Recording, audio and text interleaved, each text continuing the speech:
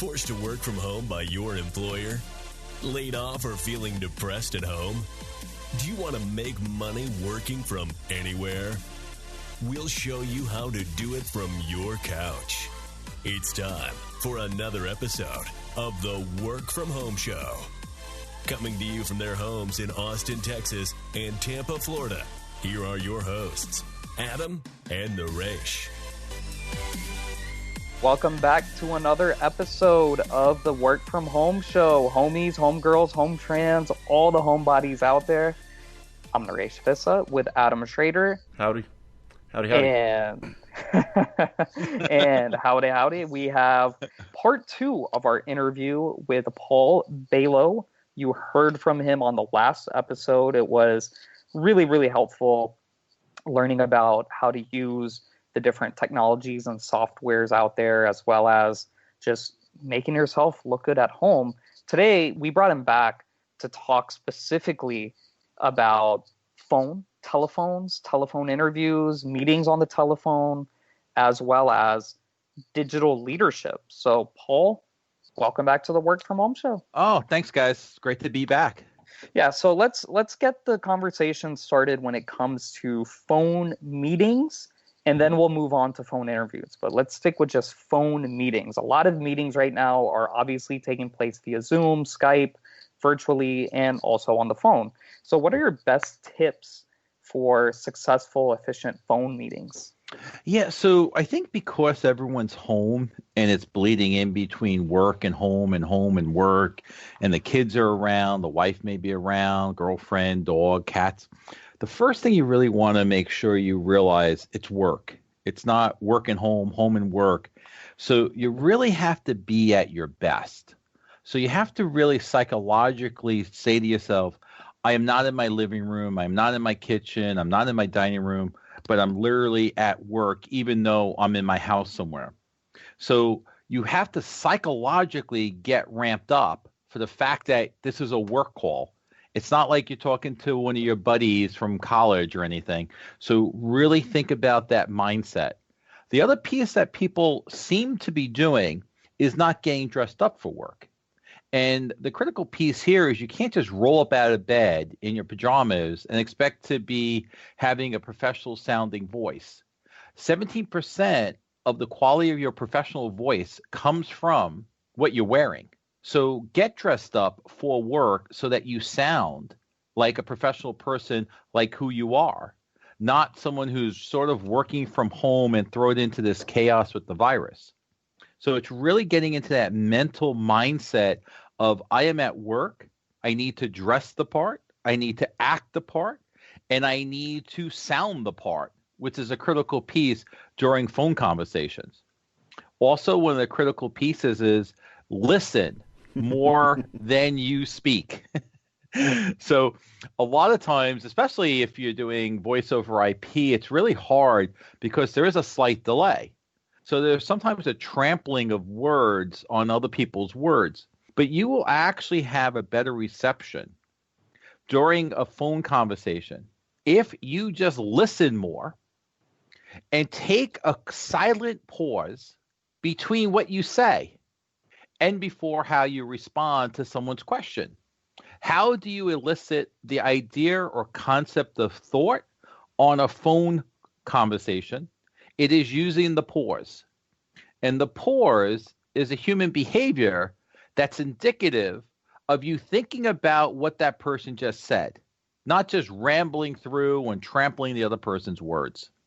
You also want to make sure that in these troubled times that you are coming across in your phone discussions as being confident, professional, and assertive as best as you can. And if you're not feeling confident, and if you're not feeling professional, and you don't feel assertive, then stop for a moment and figure out what's wrong. Because even though you're working from home and there is a crisis, people need you at work and they need your heart, mind, and soul. And you have to either figure it out and build up your confidence level and build up your professional level and build up your assertive level, or fake it till you make it. Because now is not the time. Now's the time everyone needs to be on their A game, especially when you're having phone conversations. The other thing that people seem to fail to remember is that it's not just a phone conversation. It's a transfer of information and knowledge from one person to another. And it doesn't take 50 minutes to tell someone if it's raining out or it's snowing out or the sun's out. So what you really want to try to do in your phone conversation is be brief. But be brief, be bold, and be done. Get to the point. It's like reading a book. When I talk to my sister about different books and not having much time, all I really want her to tell me is who died, who got married, and what happened. I just want the last chapter. I don't want chapter 1 and chapter 2 and chapter 3. So in your phone conversations, especially at work, get to the nuggets of gold. People just want the answer. So be brief, be bold, and be done, and get the person the information that they want. The other thing you really want to make sure, because a lot of people are working from home, is really control your environment. When you're on a phone conversation, you shouldn't hear the dog barking. You shouldn't hear the cat scratching. You shouldn't hear your parakeet yelping in the back. You shouldn't hear any noise whatsoever. So it's your job to control that environment that allows people to perceive your environment in such a way that you put yourself in a professional position, because the only thing they should be hearing is your voice. And the only way you're going to do that is in preparation to tell everyone in your house, assuming everyone's working from home, is the fact that you have an important call. Stop what you're doing, turn the radio off, turn the TV off, stop talking to your friends, get out of the house, go in the garage, whatever it is, don't make any noise. So these are some of the things that people need to be cognizant of in relationship to having a professional conversation in relationship to their work environment. It's not time to lay off and relax and let your guard down. If anything, it's time to push the envelope in being more professional than ever, controlling that environment and speaking and controlling the language you use to project a highly professional person who's working in a very chaotic environment in very troubled times. And we all need to be doing this. We should not be slacking off because we need to start pushing forward.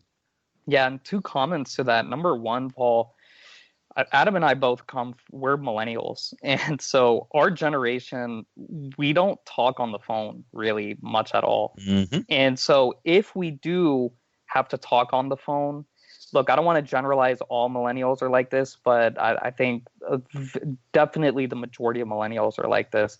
If we're going to talk on the phone, even for business, it has to be worthwhile. We can't waste our time. It has to be to the point. And I think that's a good thing. I think that's a good thing for phone meetings. It's like, let's get down to business and just cut out all the chit chat. And the other thing is, I think talking on the phone is kind of like running a podcast interview. Mm-hmm. You should absolutely listen more than you talk. And so that's why we give you the platform, the airtime to say what you want. And then we ask our follow-up questions and we're intently listening. And I think listening is a very, very important skill for just life in general. Mm-hmm. Now, the only thing I may disagree with is sometimes when millenniums jump in, they may go from a 0 to 100 in a split second. And sometimes people just need the engine to be warmed up a little bit. So you may want to start just the niceties now, right? Hey, how's everyone going? Spend a little bit more time, especially now because of the crisis. Everyone's stressed out. But you may just want to sort of put your foot on the brake a second, make sure everyone's okay, acknowledge everyone, and then begin. And it's that human sort of moment of acknowledgement that we have this many people on the call and you acknowledge them by using their first name. And then you could go up to 100 miles an hour. Because if you go to 100 miles an hour too fast, you're going to leave everyone in the dust. And some people psychologically may not appreciate it, and they may not actually participate in the overall conversation. I was actually thinking when you were talking about getting to the point about like when people read books and you hear about those crazy people who read the last chapter first and then go to the beginning. But actually in conversations nowadays, that's a good thing to do. Now, my question is, in terms of having the phone call, I feel like right now when people are working at home, there's a lot more leniency given just because everybody's kind of figuring it out. So people are kind of using the whole, oh, my kids are in the background because they're not at school. And people are a little more kind of given a little more leeway. When do you think that's going to go away? Is it like when school gets back in session, or kind of when do we lose the excuse? I think that's a great point. And I think the key is that it should never have been an excuse. I don't think we could be doing that now. This is the way it's going to be. This is not going to go away anytime soon. And most people will probably, as time goes on, work from home more often. So you have to start professionalizing how you're planning to have these calls. And you can't use your kids as an excuse anymore. You can't use your dog as an excuse, and you can't use your TV as an excuse to have noise in the background. It's just unacceptable. I know people are in hard times, but we really need to up our game. It's so hard to communicate. One of the biggest problems in business and the problems that businesses have is because of lack of communication. It's not time now to add more confusion in that conversation or distraction because your kids, your dog, your parakeet. I believe what we need to do is start understanding that this is the new professional environment that we need to work in. And I would think that this should never have happened. The idea of having kids and noise in the background never should have existed at the magnitude it does today, both in our conversations where we talked about digital interviewing and digital conversation with Zoom. It's a simple thing as putting a letter up or sending out a text message to the family. I have a call. I need everyone to be quiet, go in a different room, and prepare. And it's understandable if you have little kids, but you also have to do your best you can in order to up your game in that professional arena of having a conversation without distraction. Because this is the new normal. This is your reflection of who you are. Granted, maybe the first 48 hours, the first 3 days, when everyone got to work from home, it was sort of interesting and was sharing all the trials and tribulation of having a phone conversation with the noise in the background. But those days are over. You gotta nip this thing in the bud and start moving ahead. Especially if you're talking to clients, or your boss. At some point, you're not building the professional environment or real estate in that leadership's mind of you, because they're going to remember the noise of the baby or the children or the TV. You don't want that. It's time now to up the game in terms of professional conversations over the phone. Yeah, I have two comments on that. Number one is, when we, scheduled this interview, it's taking place at 2:00 my time, and we always make our kids do rest. And so I scheduled it in such a way that I put my kids down for rest just before we started this interview so that I know there's going to be quiet upstairs. And then the other thing is that for people who are doing like voice over internet, see if you can find a way to do it on your computer. We talked last time about having the good mic and, headphones and everything. I use a voice over internet phone, and I would say 90% of the time my phone conversations are done with my microphone that I'm recording with now and headphones. Because number one, it gives me freedom of hands to take notes and do all of that. But then it also just has a better sound quality than, holding it against my ear and moving it aside, doing this, that, and the other. And if I want to, if I have to cough or something, I can just turn my mic volume down, and it's easier than, taking my phone away and hitting mute. And so, it's just so much easier to do it that way. So I can't agree with you more. Having the right equipment and having the right infrastructure so you have clarity in the sound for the phone call, fantastic. What my research has actually indicated goes against everything everyone thought of, which is really not using your mobile phone or a headset, but actually getting an old clunky landline for real important calls. Because that high quality copper line, especially if there's a storm out, or if there's if the power goes out, or any interference whatsoever, that copper line telephone, that old clunky landline, will still be up and running. So it's real interesting. So if people have real important board cords, like I know I actually have a voice over IP, but I actually have another phone specifically for high quality calls using that old clunky landline that we pay extra for. And maybe we should explain to people what a landline is. So a landline was pre 2007 when the Apple phone came out. It was something that used to hang on the wall and was actual cable line, copper, that went from inside your house to the telephone pole. It's not fiber optic cable, but purely copper. And the sound quality is outstanding, but because it's a copper line, it not only transmits your voice, but it actually has electrical power. So when there's a power outage, that phone will always work. When there's a storm, there is no radioactive type of interference whatsoever. It's really clean. And that phone will never go out. It's like having a Honda that could go 500,000 miles or having a Honda Accord just drive and drive and drive, like really super reliable. That copper line landline is outstanding. Because sometimes even if you buy the best mobile phone, being an Android or an Apple, there will be times where the call will be dropped. Highly, highly, highly unlikely with a landline. Yeah, and Paul, I should also throw out another resource. I use a headset. So my headset is awesome because whether it's a full-on headset or a Bluetooth headset, I can be anywhere in my home, just put it on my ear or put it around my head, and I have my hands to use. It's a good audio quality, so I love it. It's super convenient, and that's how I do a lot of my meetings. Yeah, I can't agree with you more. If you're in a position where you need your hands to take notes or work on your computer, absolutely, a headset's the way to go. Absolutely. If you're comfortable. If you're a little nervous about the call, you're better off actually getting a handheld set, just like my old clunky landline, and not get distracted and just sit there quietly and close your eyes and have that conversation. If it's truly a conversation, if it's a working environment phone call, absolutely. Headset, mic, hands, computer, all out, ready to go. But if it's truly trying to talk mano to mano and truly listen and feel and understand what that person's saying, you shouldn't have any distractions. So usually at work, when you know the people, when you have a rhythm of work, absolutely. Headset, mic, hands, computer, paper, pen, go for it.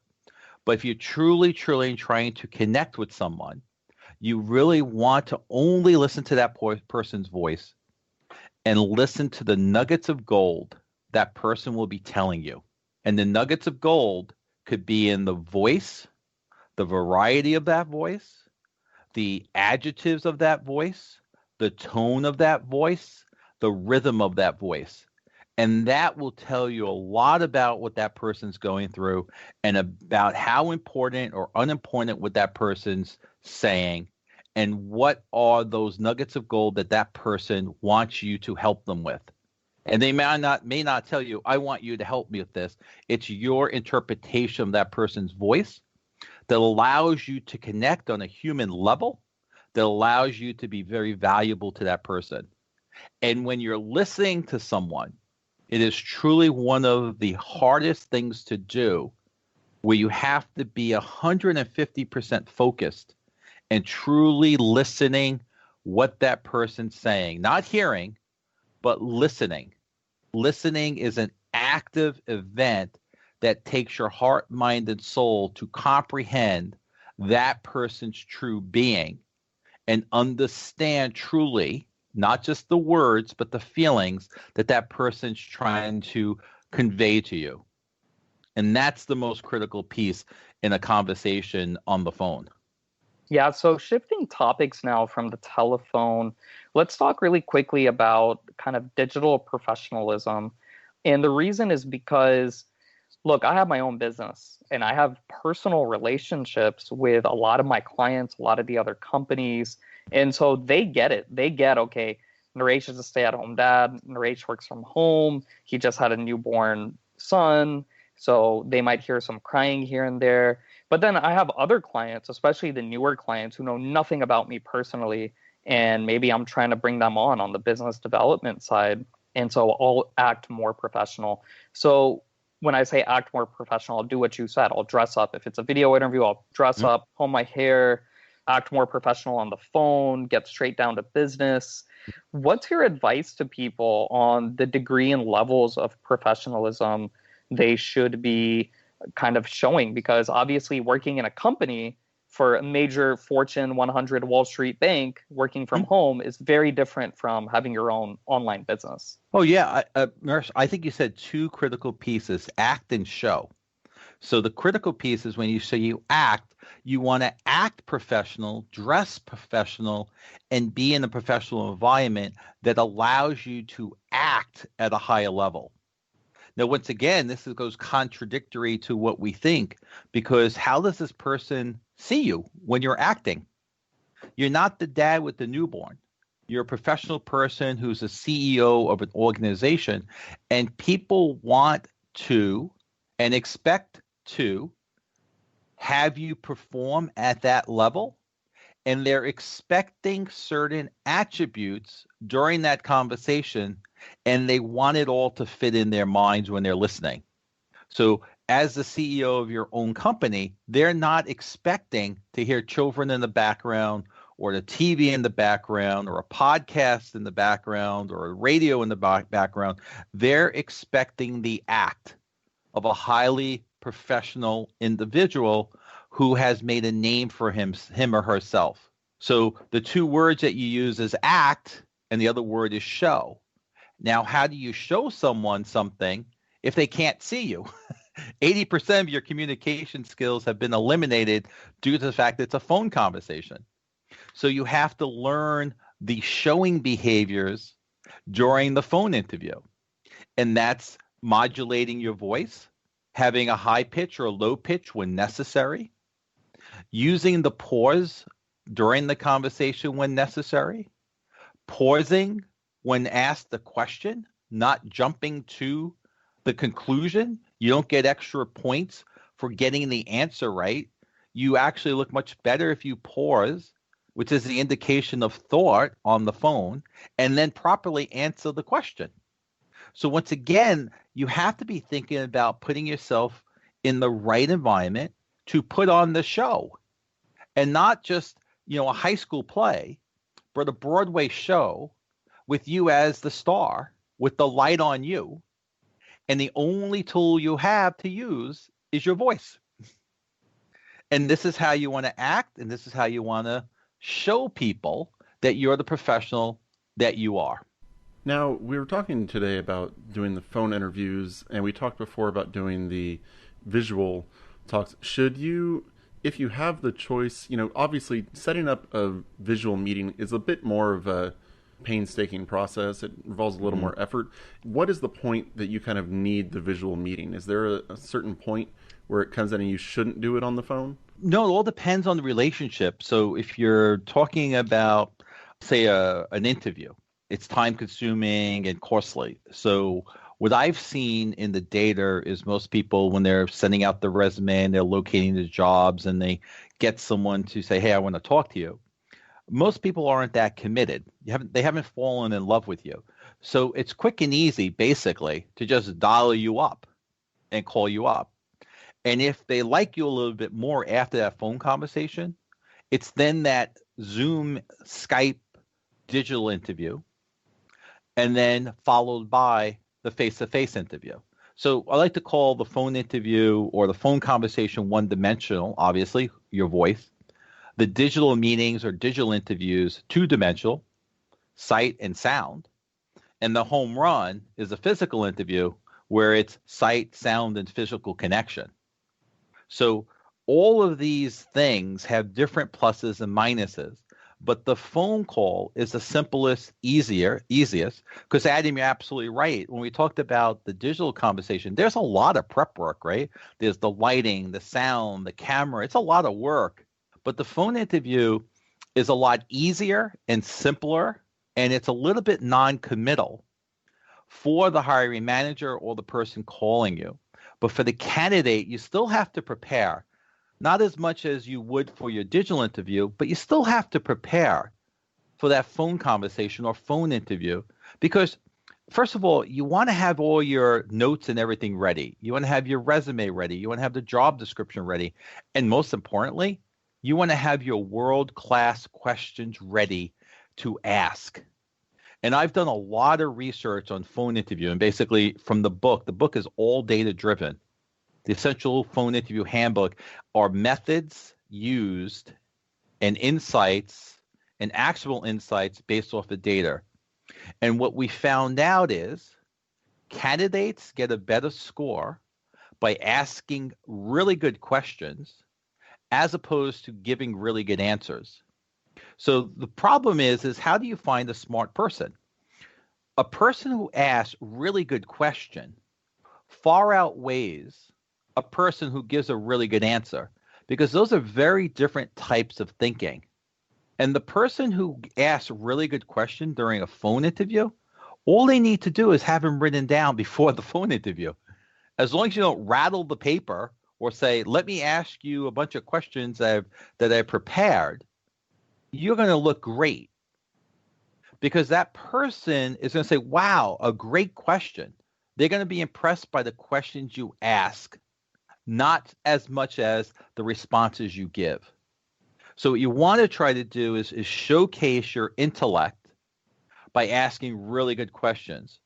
And they're not linear questions. It's almost like questions when we used to have, when you're able to really see the press corps at its maximum capacity there and at their peak performance.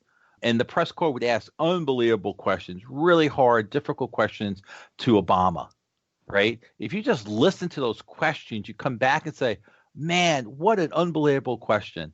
It's not a linear question. It's talking about the economy. It's talking about the market. And it's talking about the political nature of that question. And it's bringing all three different elements to roost in one question that the person has to respond. That takes a lot of intellect in order to create and master that question.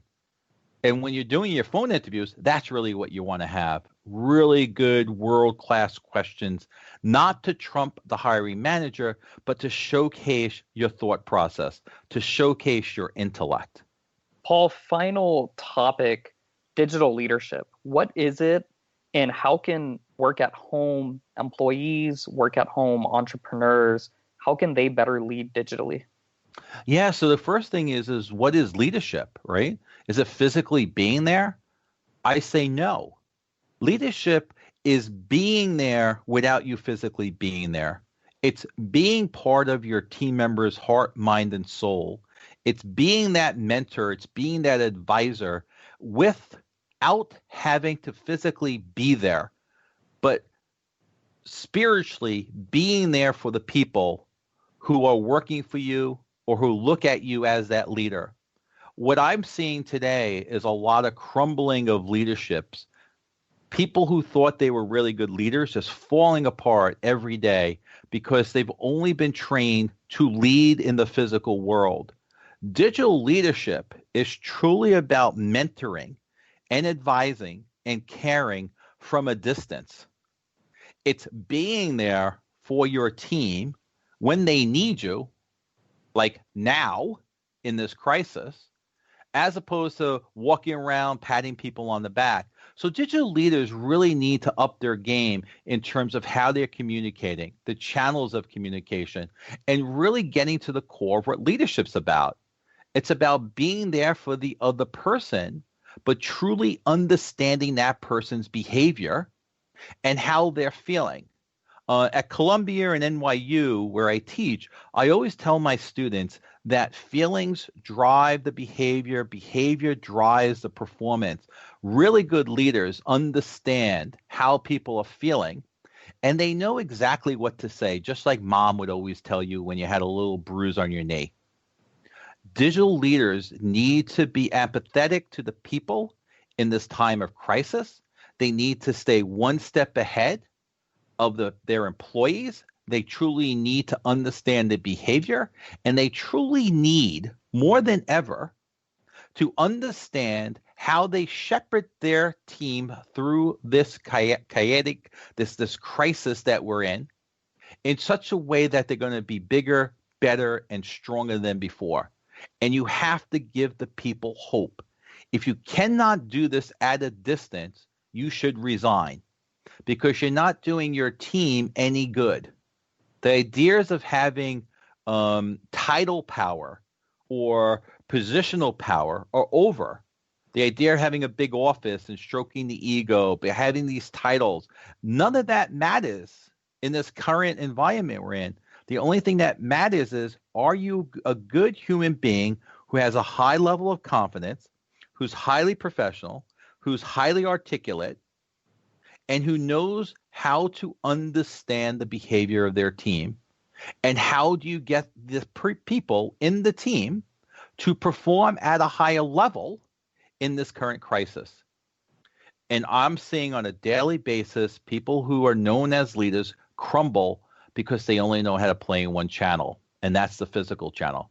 That's why what we talked about last time and about today about the digital interview and digital communication, that's how digital leaders need to perform. How are you coming across on Zoom? How are you coming across on Skype? Am I connecting with you on a human level? Am I using the right words? Am I using the right vocal variety?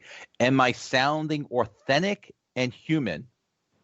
Am I just sort of filling the air with words, or am I adding value? Are you telling me the truth, or are you gobbledygooking this all up with all this minutia that really doesn't matter? And are you in line with the team is saying and feeling, or did you just miss it? So this idea of digital leadership is very different than what most leaders are thinking they could do in a normal basis in that physical sense of the word. Dr. Paul Bailo, former global head of digital strategy and innovation at Infosys, #1 best-selling author of multiple books on digital resources. He's widely recognized all across the world for his C-level executive skills and digital transformation. He's also an adjunct professor at Columbia and NYU. Dr. Paul Bailo, what is the best website for our listeners to find out more about your books and your other resources? Sure. If any listener is interested, feel free to reach out to me in LinkedIn and also phoneinterviewpro.com. That's phoneinterviewpro.com. The books, the content, the information is all there for people for free. Phoneinterviewpro.com. Awesome. Well, Dr. Bailo, we've had 2 awesome interviews with you. Thanks a lot for coming on the Work From Home show, and let's definitely stay in touch. Absolutely. And we wish you all the best with your next book and all your other digital ventures. Naresh, Adam, absolutely fantastic. Look forward to our next chatting session. Great. And for all the other homies out there, until next time, keep on working from home.